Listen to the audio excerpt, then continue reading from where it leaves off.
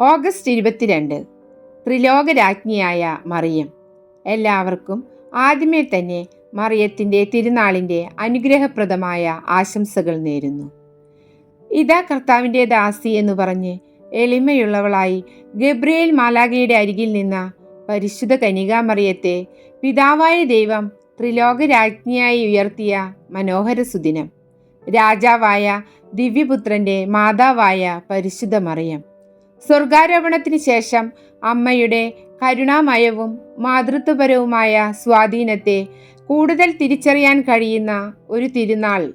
എല്ലാ മാലാഖമാരെക്കാളും വിശുദ്ധന്മാരെക്കാളും അധികമായി ദൈവം തൻ്റെ സ്വർഗീയ നിധിശേഖരത്തിൽ നിറഞ്ഞു കവിയുന്ന സ്വർഗീയ സമ്മാനങ്ങളാൽ അവർണ്ണനീയമായ രീതിയിൽ മറിയത്തെ സമ്മാനിതയാക്കി. മറിയമാകട്ടെ ഏറ്റവും ചെറിയ പാപത്തിൻ്റെ കറയിൽ പോലും അകപ്പെടാതെ നിർമ്മലവും ശുദ്ധിയുള്ളവളുമായി നിഷ്കളങ്കതയുടെയും വിശുദ്ധിയുടെയും പൂർണ്ണത കൈവരിച്ചു. ദൈവമല്ലാതെ മറ്റാരും കൈവരിച്ചിട്ടില്ലാത്ത ആ പൂർണ്ണത. ദൈവമാതാവെന്ന നിലയിൽ മറ്റുള്ളവർക്കുമേലെ അവൾക്കുള്ള ശ്രേഷ്ഠത മനസ്സിലാക്കുവാനായി ഗർഭവതിയായ നിമിഷത്തിൽ തന്നെ അവൾക്ക് ലഭിച്ച കൃപകളുടെ സമൃദ്ധി എല്ലാ വിശുദ്ധരിലുമുള്ള കൃപകളെ കവച്ചു വയ്ക്കുന്നതാണ്. യേശുവുമായുള്ള ഐക്യം പിതാവിൻ്റെയും പുത്രൻ്റെയും പരിശുദ്ധാത്മാവിൻ്റെയും തിരുമുമ്പാകെയുള്ള ഒരിക്കലും നിലയ്ക്കാത്ത മാധ്യസ്ഥങ്ങളുടെ ഒരു അക്ഷയഖനിയാക്കി മറിയത്തെ മാറ്റി.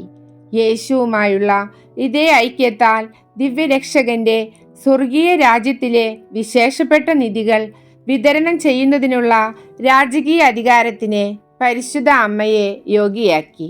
പരിശുദ്ധ അമ്മ പറയുന്നു, ഞാൻ സ്വർഗരാജ്ഞിയും കരുണയുടെ മാതാവുമാണ്, നീതിമാന്മാരുടെ ആനന്ദമാണ്, പാപികളുടെ ദൈവത്തിലേക്കുള്ള പ്രവേശന കവാടമാണ്. എൻ്റെ കരുണ നഷ്ടപ്പെടുത്താൻ മാത്രം തീർത്തും അഭിശപ്തനായ ഒരു പാപിയും ഈ ഭൂമിയിലില്ല. പിതാവിൻ്റെ വാത്സല്യ മകളായ, പുത്രൻ്റെ അമ്മയായ, പരിശുദ്ധാത്മാവിൻ്റെ മണവാട്ടിയായ, മാലാഖമാരുടെ രാജ്ഞിയായ പരിശുദ്ധ അമ്മ പിശാചിനെ ഭയങ്കരമായ സൈന്യനിരയാണ്. മറിയം ഒരാത്മാവിനു വേണ്ടി പ്രാർത്ഥിക്കാൻ ചലിക്കുമ്പോൾ സ്വർഗം മുഴുവൻ അവളോടൊത്ത് പ്രാർത്ഥിക്കുന്നു. സർവ്വപുണ്യങ്ങളുടെയും കേദാരമേ, പരിശുദ്ധ ത്രിത്വത്തിൻ്റെ ആലയമേ, ദൈവാനുഗ്രഹങ്ങൾ പകുത്തു കൊടുക്കുന്നവളായ പരിശുദ്ധ അമ്മേ, പാപികളായ ഞങ്ങൾക്ക് വേണ്ടി പ്രാർത്ഥിക്കണമേ.